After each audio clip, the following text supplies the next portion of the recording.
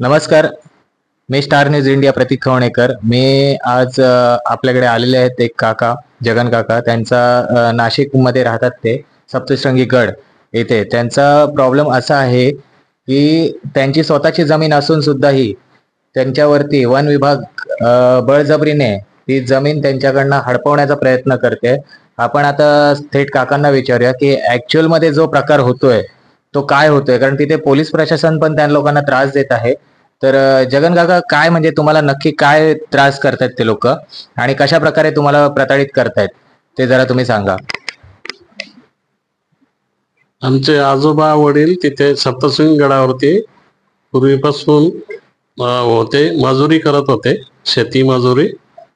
आणि ते मैत झाल्यानंतर मग आम्ही करतोय.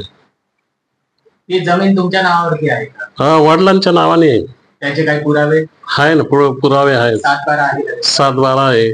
पण 7/12 तुम्ही जर त्या वन विभागांना दाखवताय, काय दाखवलं त्यांना, पण ते फेकून देत आहे.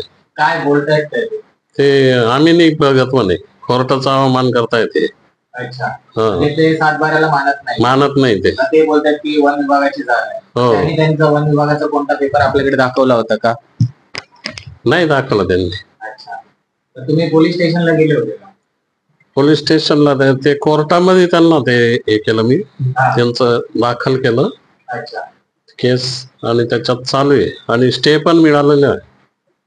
म्हणजे तुम्हाला स्वतःची वैयक्तिक जागा असून सुद्धाही त्याच्यावरती ते लोक शेती करू देत नाहीत किंवा तुम्हाला पोटा पाण्यासाठी कोणतेही साधन उपलब्ध करून देत नाहीये. आणि जर तुम्ही कोणती छोटी मोठी दुकानं जरी टाकत असाल तर ती पण ती तोडफोड करण्यामध्ये येते. मग त्यामुळे तुम्ही कोर्टाकडे निवेदन केलं, पण कोर्टाने काय निर्णय दिलाय? तारखा चालू आहे, अजून स्टे दिला होता पण ते स्टेला मानत नाही. आम्ही म्हणे स्टेला मानत नाही म्हणे. यांची जोर जबरदस्ती तुमच्यावरती चाललेली चालू आहे. हो, तुम्हाला शिवीगाळ पण असं करतात, असं मी काही काकीकडनं ऐकलं होतं. तुम्ही काही बोलाल का याच्यामध्ये?